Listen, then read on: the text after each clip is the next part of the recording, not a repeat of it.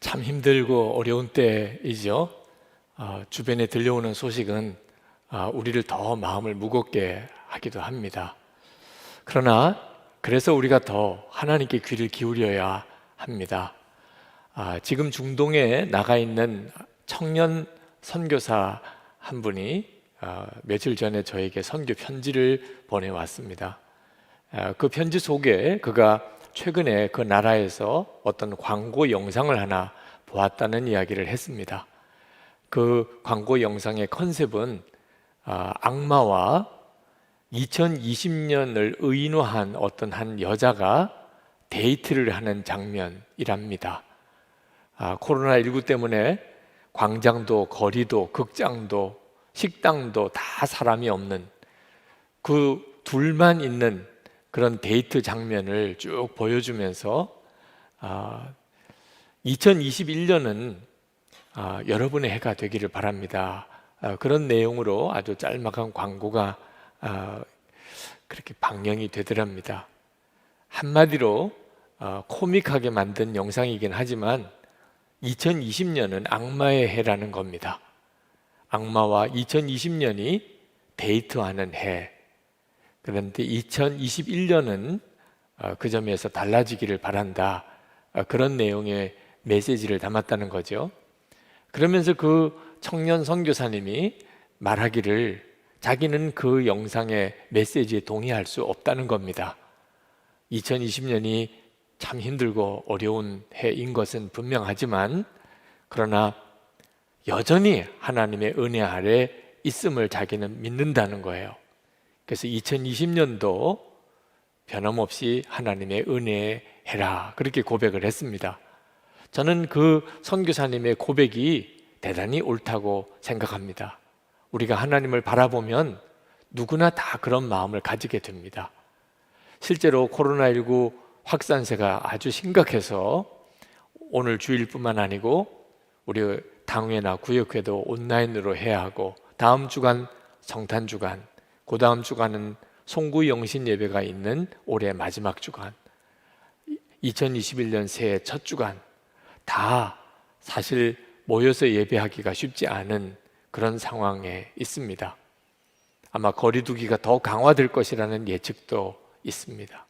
그럼에도 불구하고 하나님은 지금은 은혜의 때다 그렇게 말씀하신다고 저는 그렇게 깨달아집니다. 사도 바울이 고린도 교회에 하신 말씀이 그 말씀이었습니다. 지금이야말로 은혜의 때고 지금이야말로 구원의 날이라 그렇게 말씀을 했습니다. 사도 바울이 이렇게 말씀하신 것은 지금 하나님과의 화해할 그런 은혜가 부어졌다는 거예요. 지금까지는 하나님과 화해하는 것은 우리에게는 불가능했습니다. 죄의 장벽이 가로막고 있었습니다. 그런데 예수님께서 우리의 죄를 지시고 십자가에 죽으시고 그리고 부활하심으로 하나님과 우리 사이에 죄의 장벽이 다 무너지는 길이 복음 안에서 활짝 열렸다는 겁니다. 이제는 하나님과 우리가 화해하여 지옥 갈 우리가 하나님의 자녀가 되었습니다. 예수님을 영접하면 유대인이나 이방인이나 누구나 다 하나님의 자녀가 되고 예수님은 그 사람 안에 거하시고 그 사람은 예수님과 동행하는 삶을 살게 되는 놀라운 은혜가 이제는 활짝 열렸다는 겁니다. 그래서 지금이야말로 은혜의 때요 지금이야말로 구원의 날이라고 그렇게 말했습니다. 고린도후서 5장에서 사도 바울은 고린도 교인들에게 여러분은 하나님과 화해하십시오 그렇게 담대하게 권했습니다. 고린도후서 6장에 들어와서 사도 바울은 1절에 하나님의 은혜를 헛되이 받지 않도록 하십시오 또 그렇게 말씀하고 있습니다. 하나님과 화해할 수 있는 이 구원의 은혜가 너무나 놀랍기 때문입니다. 이것은 사도 바울이 율법주의자들, 거짓 교사들의 미혹에 의해서 하나님과 화해의 은혜의 문이 활짝 열렸음을 듣고도 실제로 그 은혜를 누리지 못하는 고린도 교회 교인들을 향한 안타까움의 호소였습니다. 그들은 사도 바울이 거짓 사도라고 그렇게 미혹을 받았습니다. 사도 바울이 전해주는 이 복음이 거짓 복음이라는 말에 마음이 흔들렸습니다. 하나님의 은혜는 활짝 열렸는데 지금이야말로 은혜의 때요 구원의 날인데 고린도 교인들은 마음에 주저함이 생겼습니다. 그래서 하나님의 은혜를 믿지도 누리지도 못하는 너무나 안타까운 현실 속에 있었던 겁니다. 사도 바울은 고린도 교인들에게 자기가 이 복음을 전하기 위해서 얼마나 고난을 당했는지에 대해서 말씀했습니다. 환난을 당하고 궁핍, 곤경, 매맞음, 옥에 갇힘과 난동과 수고와 잠을 자지 못함과 굶주림을 겪었다는 것입니다. 사도 바울이 왜 이런 고난을 겪었습니까? 하나님과 함께 일하는 사람이기 때문이라는 겁니다. 하나님께서 사도 바울에게 유대인뿐만 아니고 모든 이방인들에게도 하나님과 화해할 수 있는 은혜가 열렸다는 사실을, 누구든지 예수님을 믿기만 하면 하나님의 자녀가 되고 주님과 동행하는 삶을 살게 된다는 것을 전하라고 강권하셨기 때문에 전도자의 길을 가게 된 거죠. 그 전도자의 삶이 그 엄청난 고난이 있는 삶이지만 사도 바울은 그 길을 꿋꿋이 갔던 겁니다.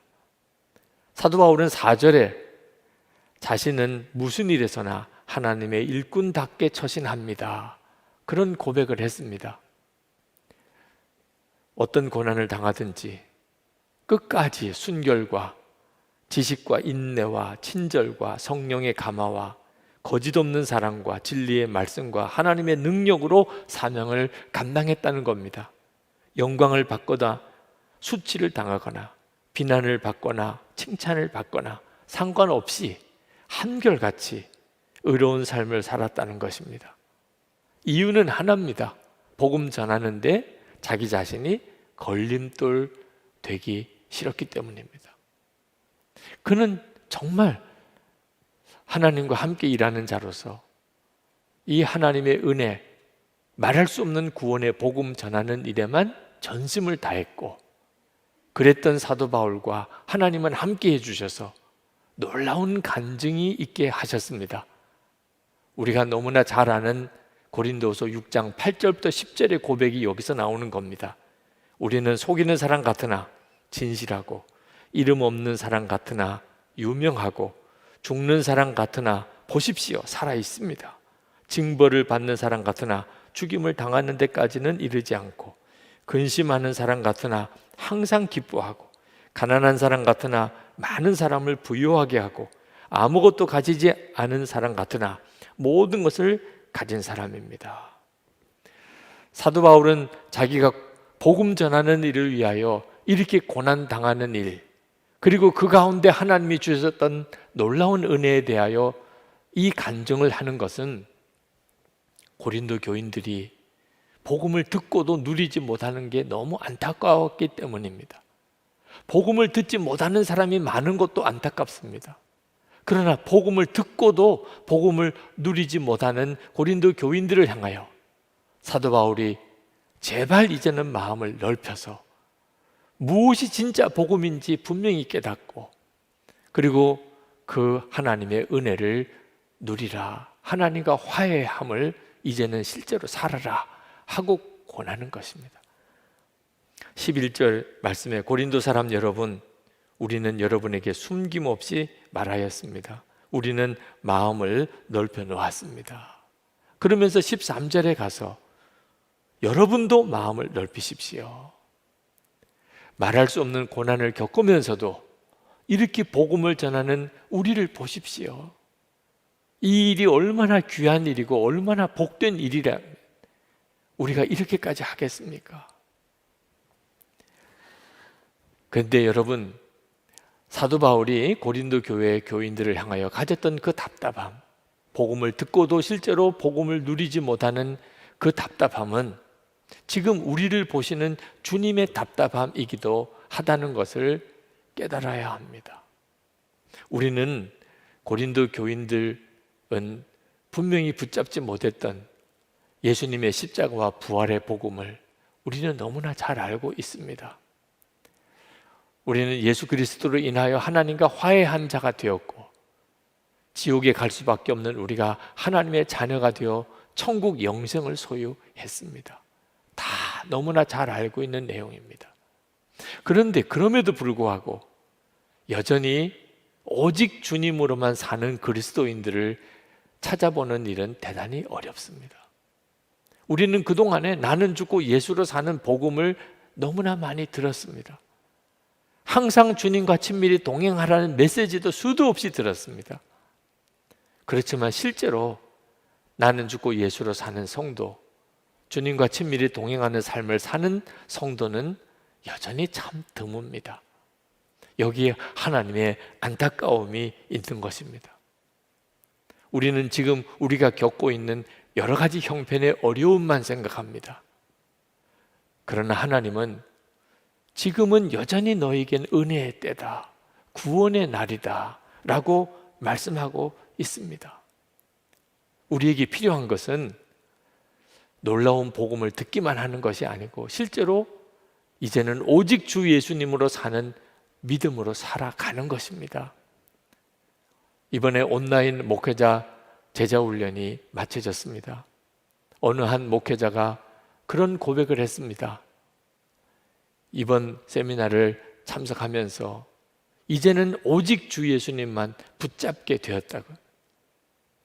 코로나19로 인해서 목회 환경이 너무 어려워지고 교회가 너무 힘들어지게 되면서 큰 좌절에 빠졌는데 온라인 목회자 제자훈련 하면서 이제는 주님만 믿고 주님만 붙잡고 살 믿음이 생겼다는 것입니다. 너무나 감사한 일이죠. 그 목사님이 이제는 주님만 붙잡아 살게 되었다고 말씀하는 것은 그만큼 지금 형편이 어렵다는 뜻이기도 합니다. 그러나 뒤집어 말하면 그동안에는 오직 주님으로만 살고 목회했던 것이 아니었다는 말이기도 합니다. 이런저런 방법으로 목회를 하고 교회를 세워보려고 애썼다는 뜻이기도 하지요. 그런데 코로나19 확산으로 인해서 이 방법 저 방법 다 소용없고 이제야 오직 주님만 붙잡고 주님만 바라보게 되었다는 거예요. 제가 그 목사님의 말씀을 들으면서 만약에 그게 사실이라면 코로나19의 확산은 우리에게 재앙만은 아니라 오히려 하나님의 놀라운 은혜라고 그렇게 믿어집니다. 우리가 진짜 주 예수님만을 붙잡게 됐다면, 우리로 하여금 그렇게 만들어가고 있다면 코로나19의 확산은 하나님의 은혜의 도구일 수도 있는 거죠. 암몬과 모압 연합군이 이스라엘을 침공해 온 때가 있었습니다. 그때 이스라엘의 왕이 여호사밧이었습니다. 여호사밧은 도무지 암몬과 모압 연합군을 감당할 수 있는 힘이 없었습니다. 그는 절망에 빠졌습니다. 그리고 하나님의 성전에 나가서 하나님께 기도했습니다. 역대하 20장 12절입니다. 우리를 치러 오는 이 큰 무리를 우리가 대적할 능력이 없고 어떻게 할 줄도 알지 못하옵고 오직 주만 바라보나이다. 여호사밧이 오직 주만 바라보나이다 이렇게 고백한 것은 그 상황이 절망적인 상황이라는 뜻이기도 하고, 오히려 이제야 비로소 여호사밧이 살 길을 찾았다, 진짜 구원받을 길을 붙잡았다, 그런 의미이기도 합니다. 오직 주만 바라보겠다고 고백하는 여호사밧의 기도를 하나님이 받으시고 그리고 여호사밧에게 응답하십니다. 역대하 20장 17절입니다. 너희는 두려워하지 말며 놀라지 말고 내일 그들을 맞서 나가라. 여호와가 너희와 함께 하리라. 하나님께서 함께 하시겠다는 응답을 받고 여호사밧은 그 다음날 전쟁터로 나갈 때 찬양대를 군대 맨 앞에 세워 하나님을 찬양하면서 나갑니다. 이제는 진짜 오직 주님만 바라보며 사는 왕이 된 거죠. 그때 하나님은 역사하셨어요. 모압과 암몬 연합군을 하나님이 친히 전멸시켜 버렸습니다. 자, 모압과 암몬 연합군의 침공은 여호사밧을 한때는 절망시켰습니다. 그러나 그것은 하나님의 은혜의 때였어요. 그랬기 때문에 오직 주님만 바라보게 만들었기 때문에 그렇습니다. 성도 여러분, 우리도 수도 없이 주님만 바라보라고 하는 말씀을 들었습니다. 예수님의 십자가의 복음은 나는 죽고 예수로 사는 복음이라고 하는 말씀도 들었습니다. 문제는 우리가 그래서 이제 정말 주님만 붙잡고 살게 되었는가 하는 것입니다. 우리에게는 여러 가지 많은 방법이 있는 것처럼 보였습니다. 코로나19 확산 때문에 이 방법 저 방법 다 소용없어졌습니다. 그랬다면 오직 주님만 붙잡는 길로 우리를 이끌어가고 있다고 여러분 정말 생각해야 합니다. 그렇다면 지금 이 상황은 오히려 하나님의 은혜의 때요 구원의 날일 수 있는 겁니다. 사도 바울은 고린도 교인들에게 단호하게 말했습니다. 14절에 믿지 않는 사람들과 멍에를 함께 매지 마십시오. 세상을 떠나 살라는 말 아닙니다. 세상 가운데 살지만 이제는 사람 의지하지 말라. 계산하고 살지 말라. 오직 하나님만 바라보라는 것. 그래서 정말 놀라운 복음을, 놀라운 하나님의 은혜를 선포합니다. 16절입니다. 우리는 살아계신 하나님의 성전입니다. 하나님과 화해하였다는 말을 사도 바울은 이제 한 걸음 더 나아가서 그렇기 때문에 우리가 하나님을 모시고 사는 하나님의 성전된 자라는 것입니다. 여러분, 정말 놀라운 말씀입니다. 엄청난 일이 우리에게 일어난 것입니다. 우리가 진짜 하나님과 화해한 사람인지 아닌지는 우리가 하나님의 성전된 자로 사는지를 보면 알 수가 있습니다. 하나님의 성전된 자로 살지 않으면서 하나님과 화해하였다고 그저 믿는 것은 가지고 있는 교리적인 지식일 뿐입니다. 여러분이 진짜 예수님을 믿었고 하나님과 화해한 사람이라면 이제는 하나님께서 여러분 안에 거하셔서 여러분을 성전 삼으신 자의 삶을 살아야 합니다. 이것이 하나님이 우리에게 지금 원하시는 것입니다. 이 은혜가 모든 사람에게 다 열려 있다는 겁니다. 저뿐만 아니고 여러분 모두가 다 하나님의 성전된 자로 사는 은혜를 받고 있습니다. 지금이야말로 그 은혜의 때고 지금이야말로 그 구원의 날인 것입니다. 우리를 성전 삼으시려고 하시는 것은 하나님의 창조 계획입니다. 하나님이 사람을 만드신 것은 하나님께서 우리 안에 오셔서 우리와 함께 사시기 위해서 그랬습니다. 이것이 죄로 인해서 무너졌다가 예수님의 십자가로 다시 회복이 된 겁니다. 하나님은 구약 성경에서 계속하여 하나님께서 우리 안에 오셔서 우리를 성전 삼으시겠다고 약속하셨습니다. 16절에 내가 그들 가운데서 살며 그들 가운데로 다닐 것이다. 나는 그들의 하나님이 되고 그들은 내 백성이 될 것이다. 레위기 26장 12절 말씀입니다. 17절에 그러므로 너희는 그들 가운데서 나오너라. 그들과 떨어져라. 부정한 것을 만지지 말아라. 나 주가 말한다. 그리하면 내가 너희를 영접할 것이다. 이사야 52장 11절 말씀입니다. 18절에 그리하여 나는 너희의 아버지가 되고 너희는 내 자녀가 될 것이다. 나 전능한 주가 말한다. 사무엘하 7장 14절의 예언의 말씀입니다. 이 말씀이 예수 그리스도 안에서 우리 모두에게 다 이루어졌습니다. 우리가 예수를 믿고 살게 되면서 우리는 이제 하나님의 성전된 자로 사는 것입니다. 지금이야말로 은혜의 때요. 지금이야말로 구원의 날입니다. 오늘 코로나19 확산으로 인해서 말할 수 없이 두려운 일들이 많이 있는 이때에 우리가 하나님을 바라보면 하나님께서 우리에게 들려주시는 메시지입니다. 하나님의 성전이라면, 그래서 하나님이 정말 우리 안에 거하신다면 아무리 어려운 일이 있다 한들 그것이 우리를 무너뜨릴 수 있겠습니까? 주님이 우리 안에 계신데 무엇이 두렵고 무엇이 염려가 되겠습니까? 코로나19로 인해서 사람들을 만날 수가 없다면 오히려 우리 안에 거하시는 주님과 더 깊이 교제하고 하나 될 수 있는 놀라운 기회가 아니겠습니까?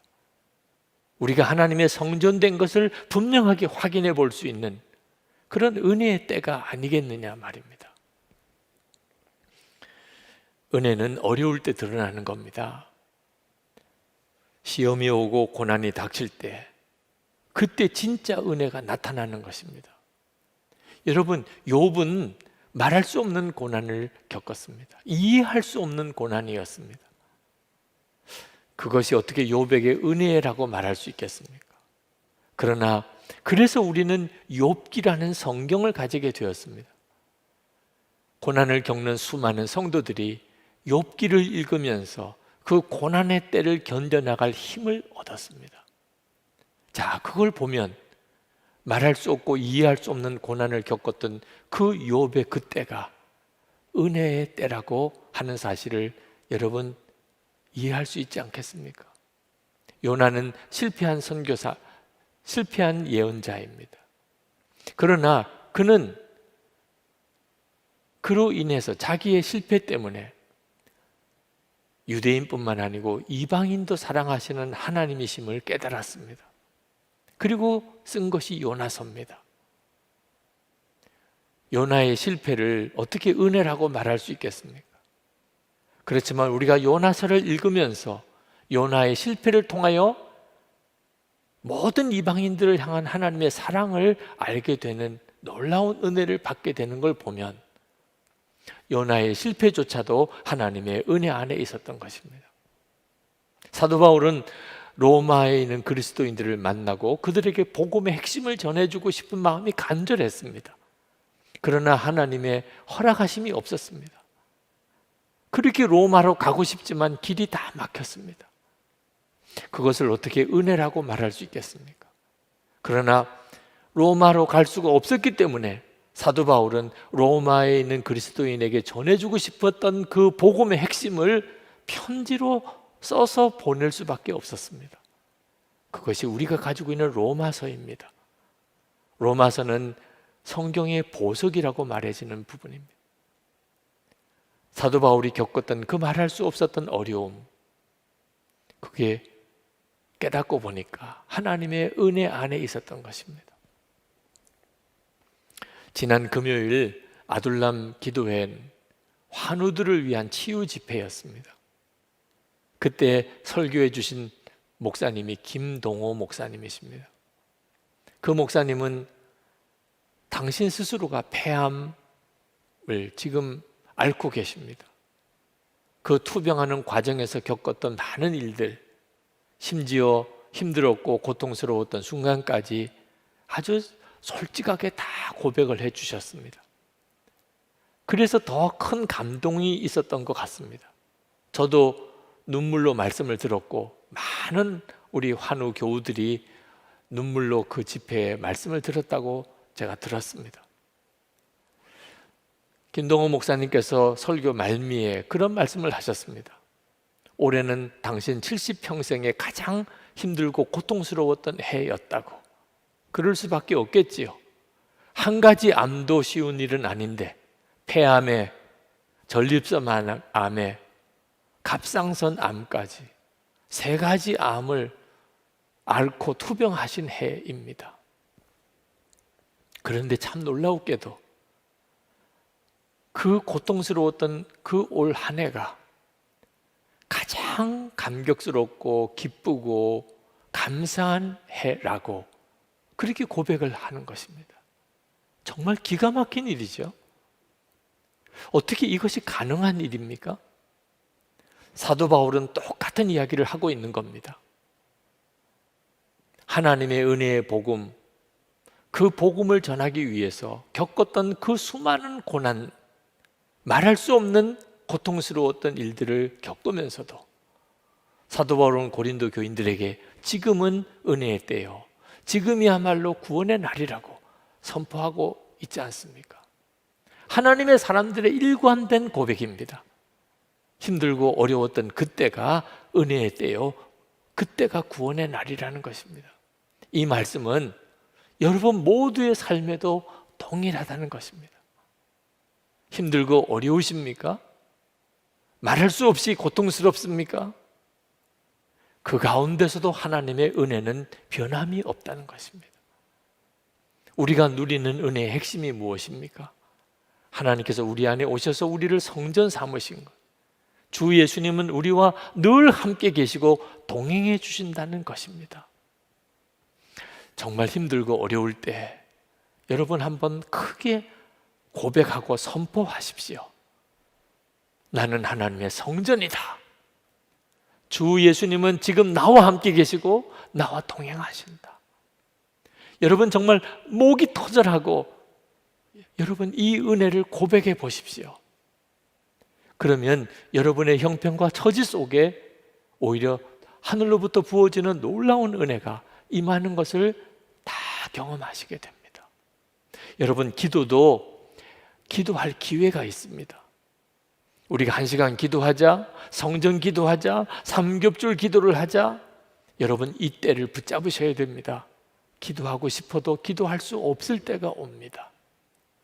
여러분 봉사하는 것도, 헌신하는 것도, 섬기는 것도, 선한 일에도 다 기회가 있습니다. 우리 교육관 이제 완공되어 가는 때 그 비품 하나라도 우리가 섬기자. 여러분 힘을 다해 보시기 바랍니다. 은혜 받는 것도 다 기회가 있습니다. 그래서 지금은 은혜 받을 때요, 지금은 구원의 날이라고 한 겁니다. 여러분 하나님의 성전된 자로 살 수 있는 것, 주 예수님과 친밀히 동행하는 그런 은혜의 삶을 여러분 지금 시작할 수 있습니다. 놓치지 않으셔야 합니다. 기회가 지나가고 난 다음에 그때가 진짜 은혜의 때요, 그때가 구원의 날이었는데 내가 그것을 소홀히 여겼구나, 헛되이 보내버렸구나, 탄식하지 않게 되기를 축복합니다. 우리 기도합시다. 하나님께 기도합시다. 힘들고 어려운 환경과 여건만 보지 마시기 바랍니다. 지금이야말로 하나님의 은혜의 때요, 구원의 날인 것을 믿습니다. 하나님의 성전된 자로 살게 하소서. 주님과 더욱 친밀히 동행하여 이제는 오직 주님만 바라봅니다. 진짜 이 믿음으로 사는 자가 되게 해 주옵소서.